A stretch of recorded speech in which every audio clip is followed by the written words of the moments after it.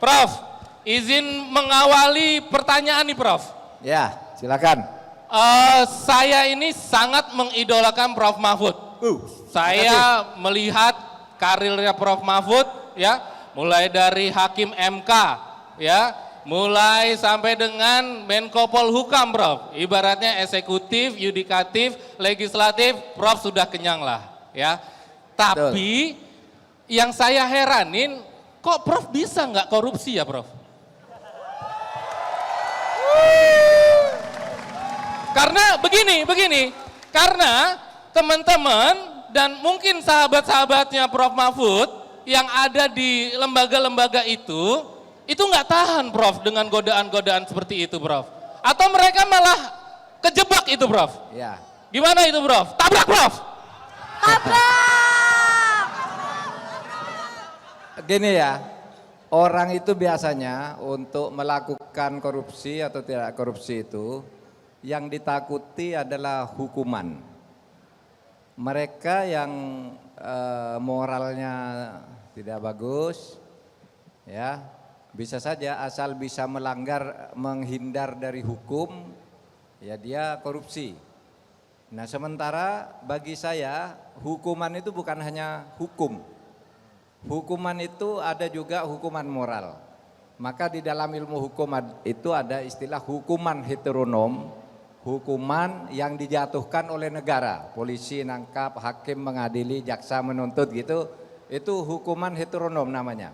Tapi setiap orang itu punya hukuman otonom, yaitu kalau berbuat salah meskipun tidak ketahuan oleh hukum, dia merasa takut, merasa berdosa.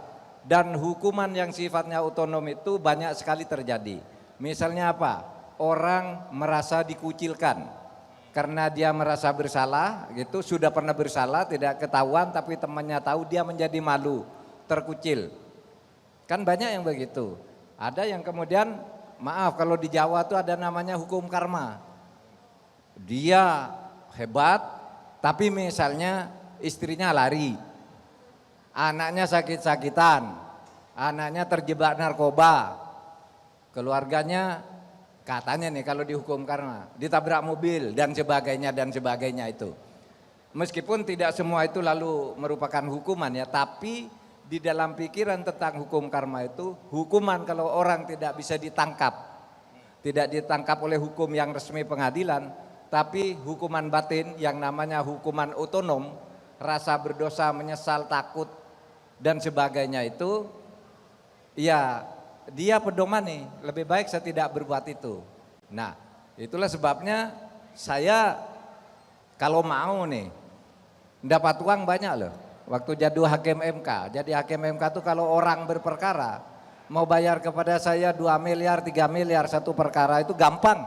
Gampang. Ada itu Prof? Banyak yang datang mau ngasih, mau apa. Tidak tergoda Prof? Enggak, karena saya takut. Kita tepuk tangan dulu.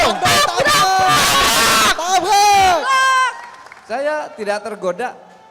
Untuk apa? Misalnya satu kasus orang bayar, ini tidak usah curang ya. Jadi hakim itu, misalnya Abduh ya namanya ya. Iya Pak. Misalnya Abduh berperkara, dia menang sendiri, tapi dia enggak tahu kalau menang.